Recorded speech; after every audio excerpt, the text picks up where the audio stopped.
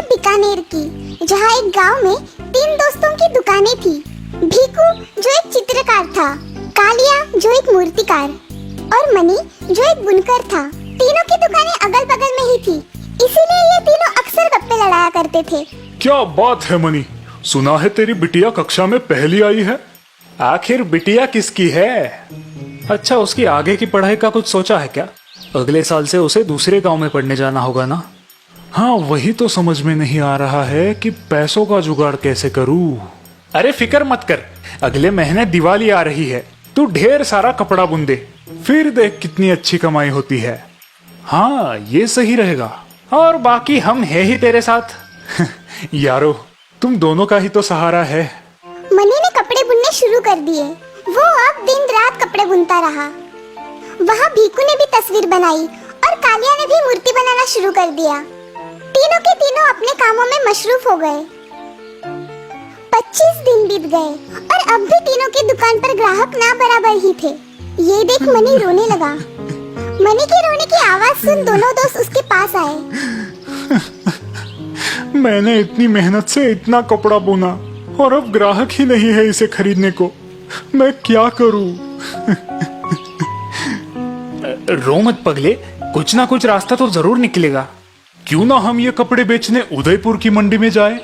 उदयपुर की मंडी बहुत दूर है, वहां पहुंचने में तो 5 दिन लग जाएंगे और वो वीरान रेगिस्तान भी पार करना होगा। उसका क्या? मैं तैयार हूँ उदयपुर जाने को।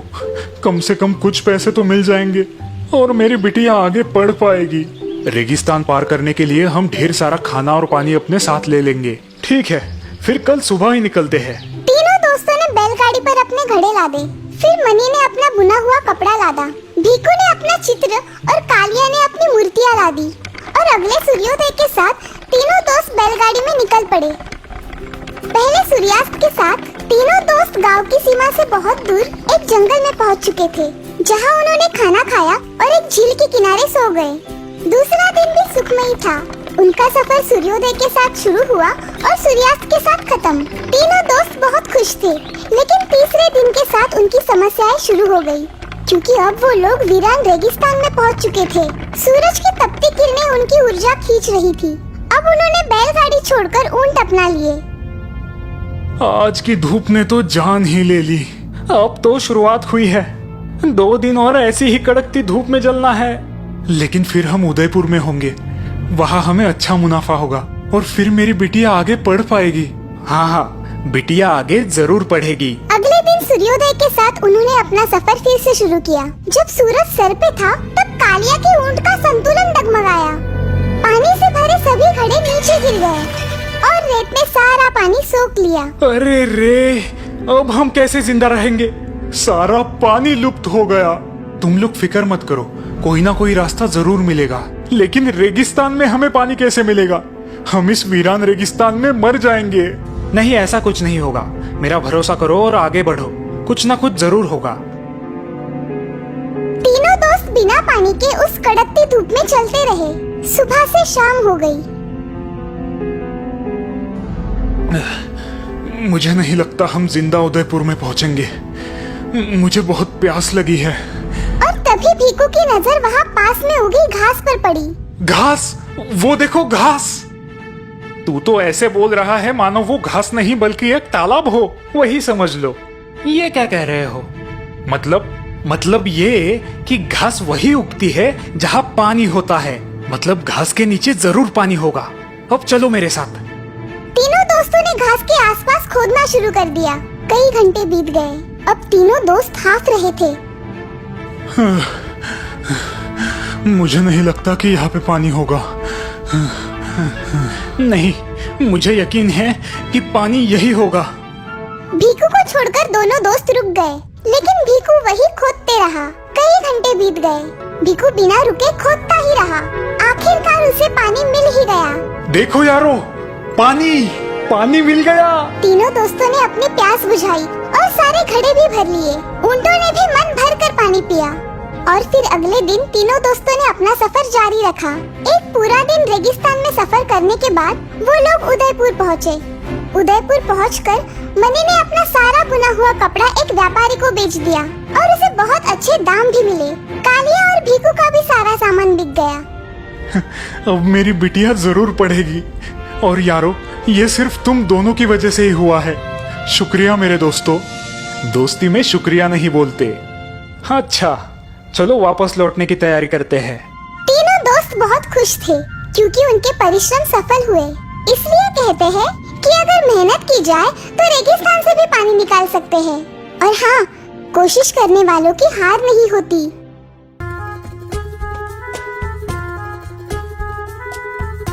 बहुत साल पुरानी बात है।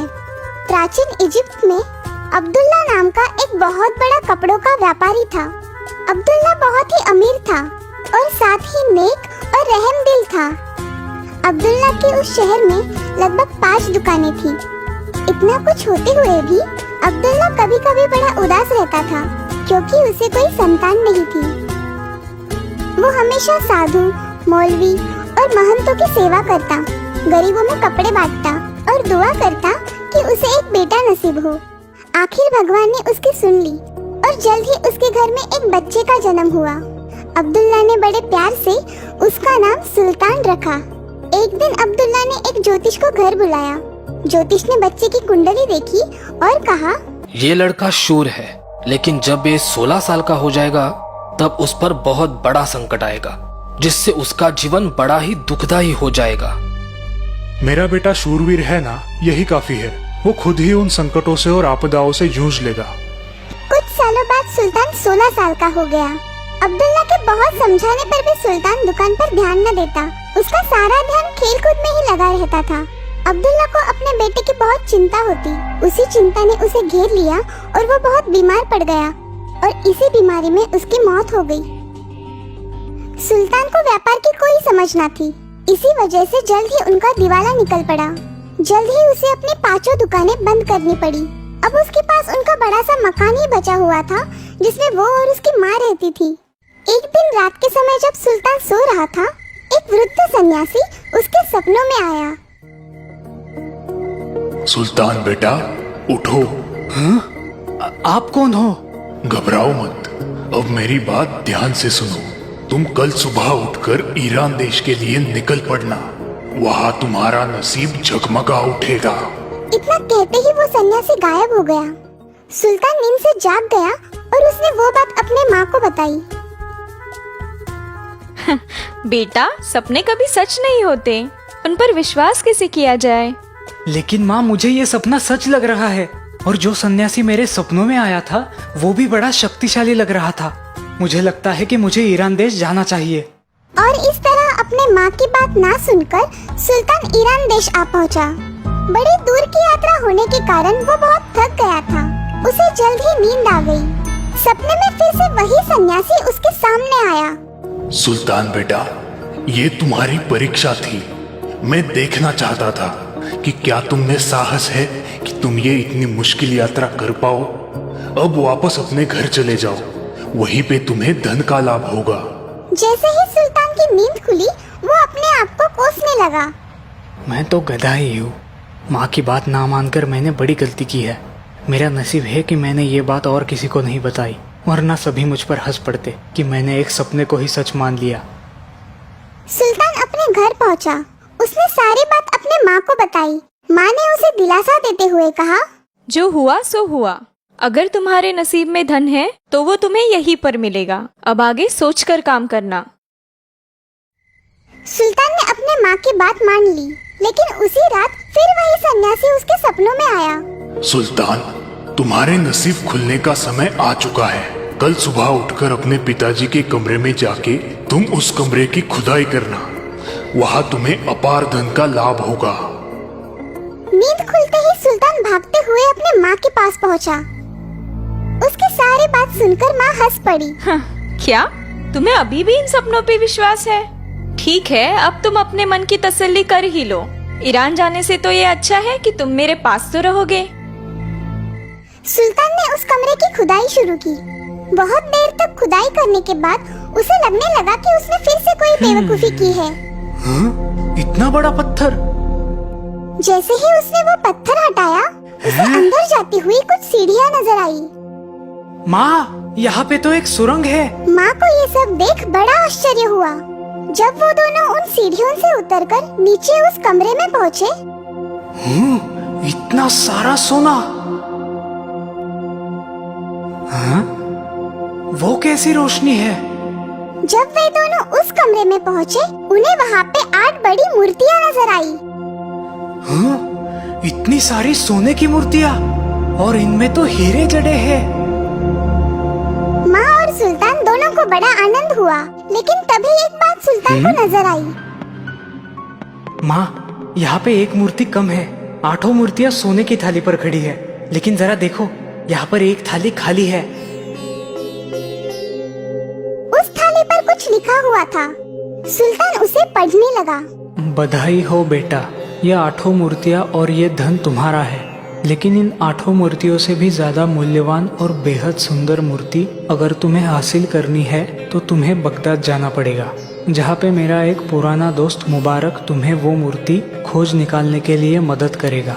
सिर्फ वही एक आदमी है जो तुम्हें मदद कर सकता है। माँ, मुझे वो 9वीं मूर्ति हासिल करनी है। आप मुझे बगदाद जाने की इजाजत दीजिए। मैं अब तुम्हें नहीं रोकूंगी सुल्तान, तुम पर अल्लाह की मर्जी है, वो तुम्हें कामयाबी दे। इस तरह जहाज से सफर कर सुल्तान अब बगदाद आ पहुंचा। मुबारक बगदाद का एक नामचीन व्यापारी था। उसकी मसालों की दुकान थी। जब सुल्तान ने मुबारक को सारी बात बताई, तब मुबारक ने सुल्तान को गले लगाते हुए कहा, मुझे यकीन था कि एक ना एक दिन तुम मेरे पास जरूर आओगे। तुम बड़े ही होनहार और काबिल बेटे हो। मैं तुम्हें वो 9वीं मूर्ति ढूंढने में जरूर मदद करूंगा। हम कल ही उस मूर्ति की खोज के लिए निकल पड़ेंगे। दूसरे दिन ऊंटों पे सामान लाद के वो दोनों निकल पड़े। शहर से थोड़ा दूर जाते ही उन्हें एक जंगल लगा। अब यहाँ से हमें पैदल जाना पड़ेगा। ऊंटों को वही छोड़ वे दोनों जंगल के अंदर घुस गए। जंगल बड़ा ही डरावना था। कुछ दूर जाने पर उन्हें एक गुफा लगी। हमें इस गुफा में से अंदर जाना पड़ेगा। तुम्हारे पास जो मशाल है उसको जलाओ। दोनों ने अपनी पोतड़ी में से मशाले निकालकर उन्हें जलाया और उस रोशनी के सहारे वे आगे बढ़ने लगे। उस गुफा के अंदर एक तालाब था। तालाब के किनारे पर एक छोटी सी नाव बंधी हुई थी। अपनी मशाल बुझाओ, और जब तक इस नाव में से हम ये तालाब पार नहीं करते, अपने मुंह में से एक भी शब्द मत निकालना, क्योंकि इस तालाब में पिशाच रहते हैं। अगर तुमने आवाज की तो वो तुम्हें निगल लेंगे।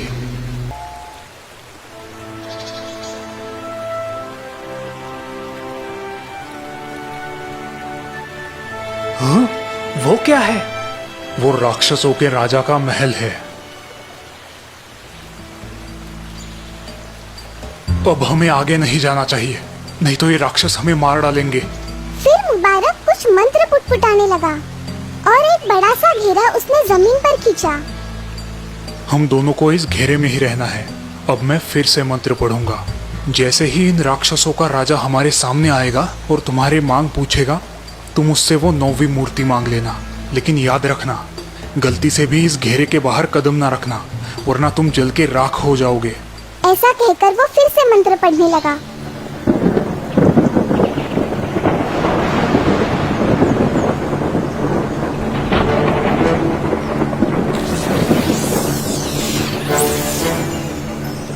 सुल्तान, आखिर तुम यहाँ तक आ ही पहुँचे। मैं ही वो वृद्ध सन्यासी हूँ जो तुम्हारे सपने में आता था। हाँ? मैंने ही तुम्हारे पिताजी को भी मदद की थी और तुम्हें भी करना चाहूंगा, लेकिन इसके बदले में तुम्हें मेरा एक काम करना पड़ेगा। जी हाँ हुजूर, आप जो भी कहोगे मैं करूँगा, लेकिन वो 9वीं मूर्ति आप मुझे दिलवा दीजिए। जरूर जरूर, लेकिन उस 9वीं मूर्ति के बदले तुम्हें मेरे लिए एक बड़ी ही खूबसूरत लड़की लानी पड़ेगी, जिससे मैं शादी कर सकूं। लेकिन याद रखना, वो लड़की ना कि सिर्फ खूबसूरत होनी चाहिए, बल्कि मन की सच्ची, दयालु और निष्कपट भी होनी चाहिए।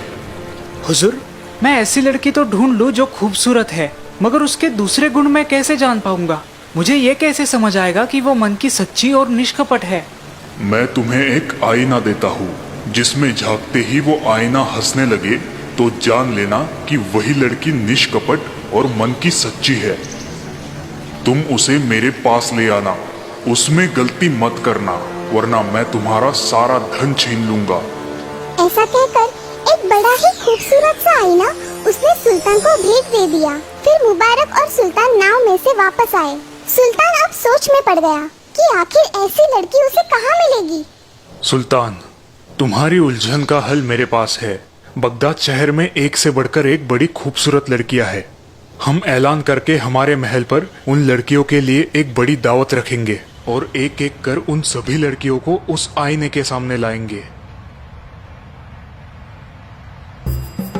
शहर में ऐलान किया गया। इस शहर की तमाम नौजवान और खूबसूरत लड़कियों को ये दावत दी जा रही है। हुजूरे आला मुबारक जी के पास एक बड़ा सा जादुई आईना है जो इन लड़कियों में से एक सबसे खूबसूरत लड़की को चुनेगा और फिर उसे 10,000 सोने के मोहरे इनाम दिए जाएंगे। अब शहर में बड़ी हलचल मच गई। सभी लड़कियां सज धज कर दावत के लिए आ पहुंची। लेकिन जैसे ही वो आईने के सामने खड़ी होती, आईना जोर जोर से रोने लगता और लड़कियां शर्माकर और घबराकर वहाँ से भाग जाती। धीरे धीरे सभी लड़कियां महल में से मायूस होकर चली गई। यह आईना तो रोते ही जा रहा है। हाँ? आईना हंस रहा है। ये कैसे हुआ? वो दोनों दौड़ते हुए उस कमरे में आ पहुँचे। उन्होंने देखा कि उस घर की नौकरानी की लड़की उस आईने के सामने खड़ी है और उसे देख वो आईना जोर जोर से हंस रहा है। मुझे माफ कीजिए हुजूर, इस आईने के सामने आने का मेरा इरादा न था, लेकिन मैं इस कमरे को साफ कर रही थी। मुझे लगा कि इस आईने को भी साफ किया जाए और जैसे ही मैं इस आईने के सामने आई, ये जोर जोर से हंसने लगा। इसमें मेरी कोई गलती नहीं है, मुझे माफ कीजिए। तुम्हारा नाम क्या है? जुबैदा, मैं यहाँ की नौकरानी नफीजा की बेटी हूँ। सुल्तान, बेटा जिसे हम ढूंढ रहे थे वो तो हमारे पास ही थी। घबराओ मत बेटी, हम तुम्हें इनाम देंगे। जुबैदा की माँ को बुलाकर उसे सारी बात समझाई गई। जुबैदा उनके साथ चलने के लिए तैयार हुई, लेकिन जुबैदा को इस बात का पता न था कि वो उसे एक राक्षस को सौंपने वाले हैं। जुबैदा को साथ लेकर वो उस राक्षस की नगरी की तरफ जाने लगे, लेकिन सुल्तान को ये बात अब बिल्कुल ही पसंद नहीं आ रही थी कि वो एक लड़की को अपने स्वार्थ के लिए एक राक्षस को सौंप रहा है।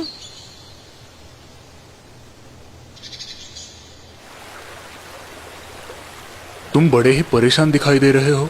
चाचा जान, ये लड़की बड़ी ही भोली और नेक है। क्या उसको राक्षस को सौंपना ठीक रहेगा?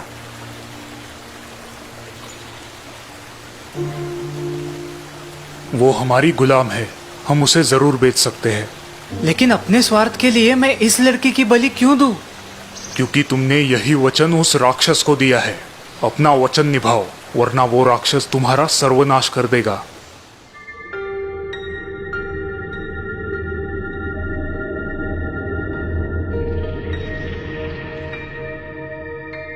सुल्तान को ये बात सहन न हो पाई और वो रोने लगा। जब जुबैदा को इस बात का पता चला, तब उसने सुल्तान को समझाया कि इसमें उनकी कोई गलती नहीं है और वो खुद उस राक्षस से शादी करने के लिए तैयार है।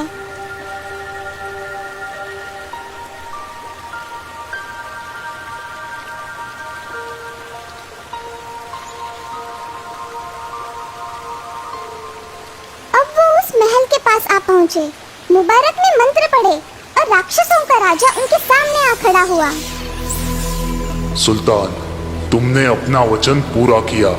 मैं तुम पे बड़ा ही खुश हूँ। अब घर वापस जाओ, तुम्हें वो 9वीं सबसे मूल्यवान मूर्ति मिल जाएगी। सुल्तान ने जुबैदा को उस राक्षस को सौंपा। सुल्तान बड़ा ही मायूस होकर घर लौट आया।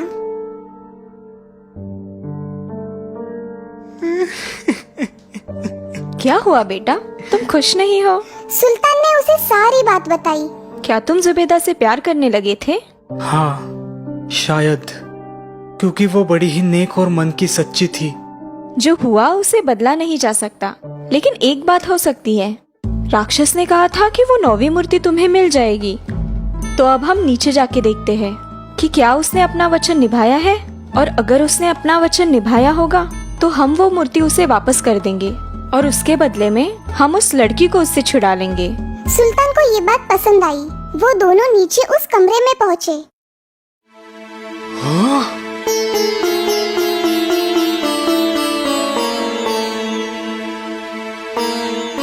मालिक, वो नौवीं मूर्ति मैं ही हूँ जिसे उस राक्षस ने आपको भेंट स्वरूप दिया है। जुबैदा को वहाँ पाकर सुल्तान को बड़ा हर्ष हुआ। तभी वो राक्षस वहाँ पे प्रकट हुआ, लेकिन अब उसका रूप एक राक्षस की तरह विकराल और भयानक नहीं था। मैं यक्ष हूँ, स्वर्ग में रहता हूँ। ये तुम्हारी परीक्षा थी और तुम उसमें सफल हुए। यही वो नौवीं मूर्ति है जो किसी सोने, हीरो या मोतियों से भी ज्यादा मूल्यवान है। और मैं ये चाहता हूँ कि तुम इससे शादी करो और एक खुशहाल जिंदगी बिताओ।